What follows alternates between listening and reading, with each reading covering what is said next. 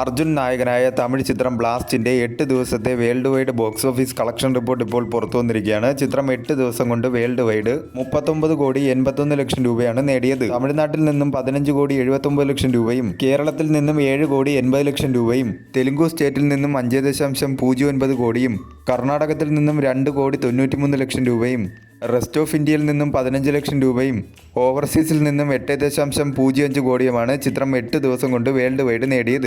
18 കോടി ബഡ്ജറ്റിൽ ഒരുക്കിയ ചിത്രം വലിയൊരു ബ്ലോക്ക് ബസ്റ്ററായി മാറിയിരിക്കുകയാണ്. എല്ലാ മേഖലയിലും 105%-ലധികം ചിത്രം ബഡ്ജറ്റ് റിക്കവറി നേടിയിരിക്കുകയാണ്. 210%-ലധികം ചിത്രം തിയേറ്ററിക്കൽ റിക്കവറിയും നേടിയിരിക്കുകയാണ്. തമിഴ്നാട് കഴിഞ്ഞാൽ ചിത്രത്തിന് ഏറ്റവും കൂടുതൽ കളക്ഷൻ കിട്ടിയത് കേരളത്തിൽ നിന്നാണ്.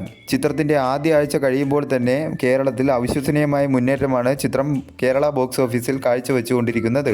ചിത്രം റിലീസ് ചെയ്ത് 4ാമത്തെ ദിവസമായ ഞായറാഴ്ച മുതൽ തുടർച്ചയായി 5 ദിവസവും കേരളത്തിൽ നിന്നും 1 കോടിക്ക് മുകളിലാണ് ചിത്രം സിംഗിൾ ഡേ കളക്ഷനായി നേടിക്കൊണ്ടിരിക്കുന്നത്. ചിത്രം റിലീസ് ചെയ്ത് 8ാം ദിവസമായ ഇന്നലെ കേരള ബോക്സ് ഓഫീസിൽ നിന്നും ചിത്രം 1.09 കോടിയാണ് നേടിയത്. ബുധനാഴ്ചത്തെ കളക്ഷനേക്കാൾ 13% മാത്രമാണ് ചിത്രത്തിന് കുറവുണ്ടായത്. സ്കൂളുകൾ വീണ്ടും തുറന്ന സാഹചര്യത്തിലും പരിമിതമായ ഷോ കൗണ്ടുകളുടെയും പ്രവൃത്തി ദിനങ്ങളിൽ മാത്രം കേരള ബോക്സ് ഓഫീസിൽ തുടർച്ചയായി 5 ദിവസങ്ങളിലാണ് ചിത്രം 1 കോടിയിലധികം കളക്ഷനുകൾ നേടുക എന്നത് വലിയ നേട്ടം തന്നെയാണ്.